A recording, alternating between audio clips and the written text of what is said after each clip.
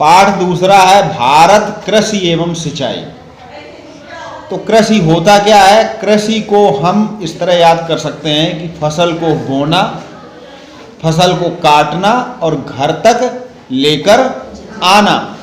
इसमें जो भी कार्य होते हैं, इस पूरी प्रक्रिया में बोने के लिए हम क्या क्या तैयारी करते हैं, फिर फसल काटने के लिए हम किस तरह काटते हैं और उसको हम किस तरह उसकी अड़ाई मड़ाई ओसाई करके उसको घर तक लेकर आते हैं, ये जो सारे कार्य होते हैं वो कृषि के अंतर्गत आते हैं। इसके साथ ही इसमें जो अन्य चीज़ें जिसके अंतर्गत हम देखते हैं कि मुर्गी पालन, केवल कृषि कोई फसल को बोना या काटना ही कृषि नहीं, केवल पशुपालन, मुर्गी पालन, मधुमक्खी पालन, रेशम कीट पालन, झींगा पालन, बागवानी या फिर मत्स्य पालन, जैसे बागवानी के अंदर आम की, अमरूद की खेती, ये सभी कृषि में आते हैं। मछली पालन ये भी कृषि में, बकरी बकरे भैंस गाय पालना ये भी किस में आता है? कृषि कार्य में। आप खेती नहीं कर रहे हैं, फसल नहीं बो रहे, लेकिन अगर आप मुर्गी पालन कर रहे हैं तब भी आप कृषि कार्य ही कर रहे हैं।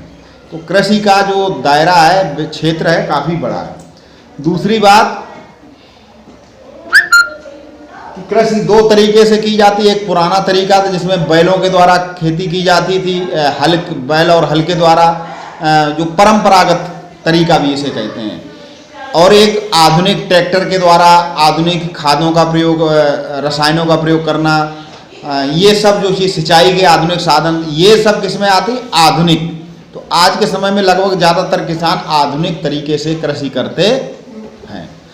इसके साथ ही कृषि दो प्रकार की होती है, निर्वाह कृषि और व्यापारिक कृषि। निर्वाह कृषि का अर्थ होता है कि इतनी खेती कर लेना जिससे अपना घर का भरण पोषण, खर्चा, खाना पीना चलता रहे।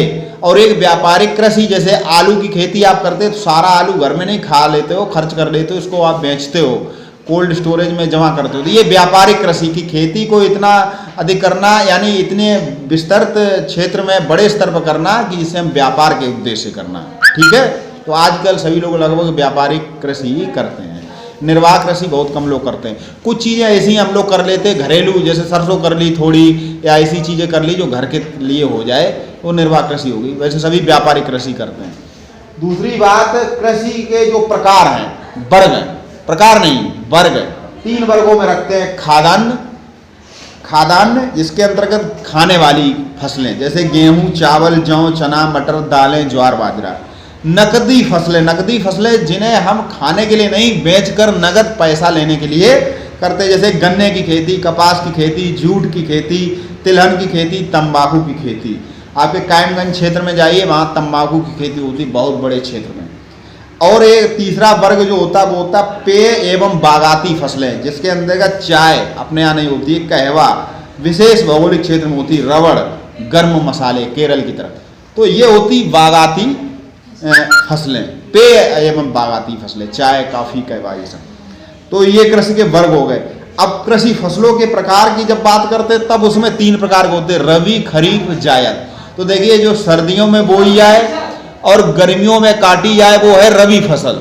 उसके बाद मार्च अप्रैल में जैसे ककड़ी तरबूज कर लेते हैं, वो हो जाती जायद फसलें, ककड़ी, तरबूज, खीरा, जायद फसलें। और उसके बाद जो फसल हम बरसात में बोते हैं और सर्दी आने पर काट लेते हैं, जिसके अंतर्गत आपकी जायद फसल के अंतर्गत खरीफ फसल, रबी की फसल हो गई, जायद की फसल हो गई, खरीफ की फसल। खरीफ की फसल कौन?